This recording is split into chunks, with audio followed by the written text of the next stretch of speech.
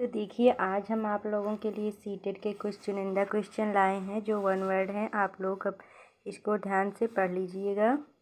नारियल से बना हुआ टैपियोका कहाँ खाया जाता है? ये ईवीएस के क्वेश्चन बार बार पूछे गए हैं। तो ये केरल में खाया जाता है। किससे बना हुआ? नारियल से बना हुआ, जिसको क्या बोलते हैं? टैपियोका। फिर टैपियोका का दूसरा नाम क्या है? कोप्पा है। आप दोनों क्वेश्चन को ध्यान दीजिएगा। टैपियोका खाया जाता है केरल में और टैपियोका का दूसरा नाम क्या है? कोप्पा है। ठीक है।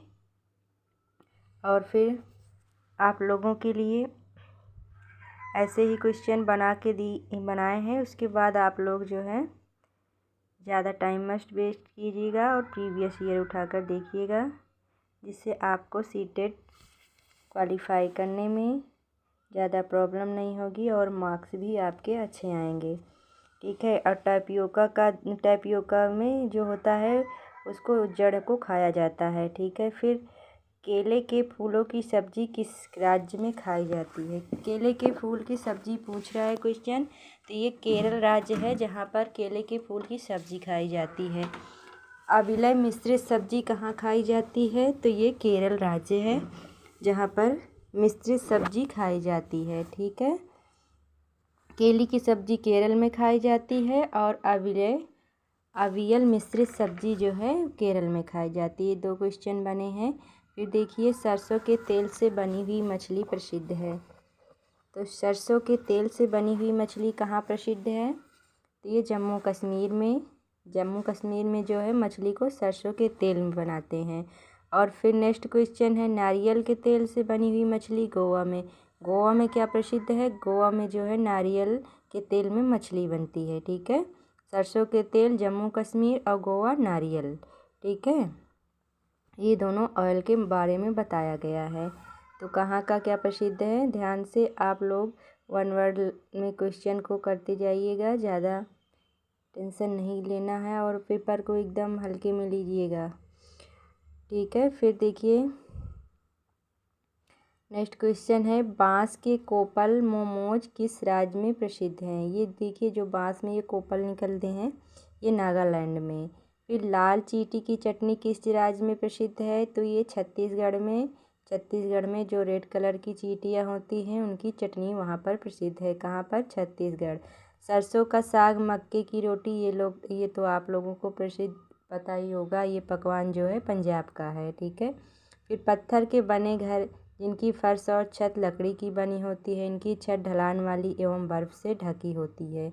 तो यहाँ पर पत्थर से बने हमेशा लद्दाख में देखिएगा और बर्फ़ से ढकी हो तो लद्दाख क्वेश्चन में। फिर एस्किमो जनजातियों के निवास स्थान को क्या कहते हैं? एस्किमो की जनजाति जो होती है उसको इग्लू कहते हैं। फिर यहाँ पर एक प्रकार का लकड़ी का घर होता है जो पानी पर तैरता रहता है। इस लकड़ी की सुंदर नक्काशी भी होती है जिसे खत्मबंद कहते हैं। यह घर जम्मू कश्मीर व केरल राज्य में पाई जाती है। इनका उपयोग पर्यटन के लिए होता है। तो ये हाउस बोट है। पानी पे जो तैरता है तो क्या होगा? वो हाउस बोट ही होगा। आप लोग क्वेश्चन को देखिएगा और फिर आंसर को। ठीक है। इसीलिए आपको हम वन वर्ड में लेकर आए हैं कि आपके पास अब टाइम नहीं रह गया है। नक्काशी रहित हाउस बोट कहते हैं। डोंगे को बोला जाता है, जिसमें नक्काशी रहित हाउस बोट को डोंगे बोला जाता है। लद्दाख की चंगपा जनजाति याक के बालों की पट्टियों से टेंट बनाते हैं, जिसे क्या कहते हैं? इसे रेबो कहते हैं। लद्दाख में चंगपा जनजाति याक के बाल की पट्टियों के टेंट बनाते हैं, इसे रेबो कहते हैं। ध्यान दीजिएगा क्वेश्चन को। यहाँ पर पट्टियों मिस्टेक हुआ है, यहाँ पर पट्टियों होगा। ये टेंट जो बनाएंगे उसको बोलते हैं रेबो।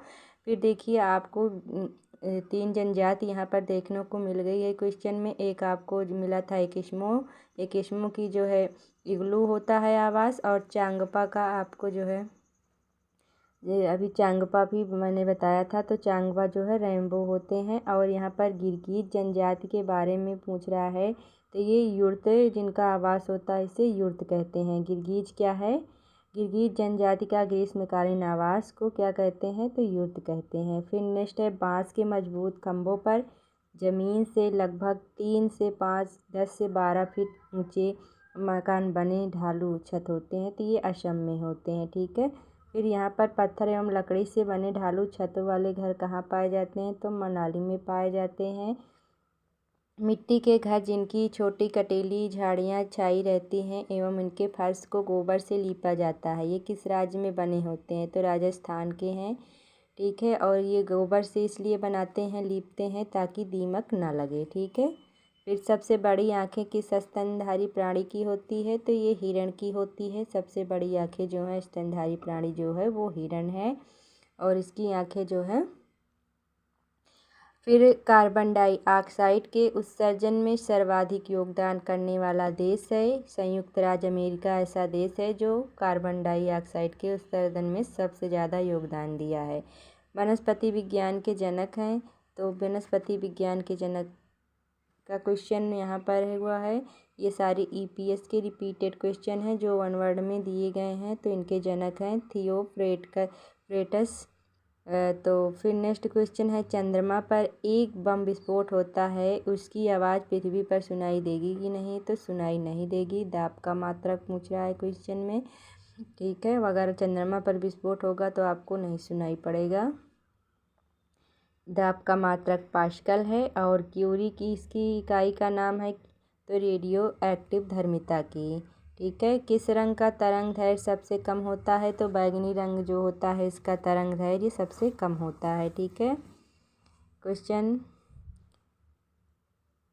में फिर देखिए, ऐसा कौन सा पक्षी है जो अपनी गर्दन 360 डिग्री घुमाता है, तो उल्लू है। और ऐसा पक्षी जो गर्दन झटके से घुमाती है, मैना है। 360 डिग्री पूछा जाएगा तो आपको उल्लू लगाना है, और जो झटके से घुमाती है गर्दन तो वो मैना है। ठीक है। ये दोनों क्वेश्चन में ध्यान रखने की बात है। डिग्री में पूछा जाएगा तो उल्लू होगा आपका, और झटके से अगर गर्दन घुमाएगी तो वो मैना है। फिर नेक्स्ट क्वेश्चन देखिएगा। आप लोगों को क्वेश्चन कैसे लग रहे हैं, प्लीज़ सब्सक्राइब एंड लाइक कीजिए ताकि हम भी मोटिवेट हो सकें और आपके लिए ऐसे ही क्वेश्चन लेकर आएँ।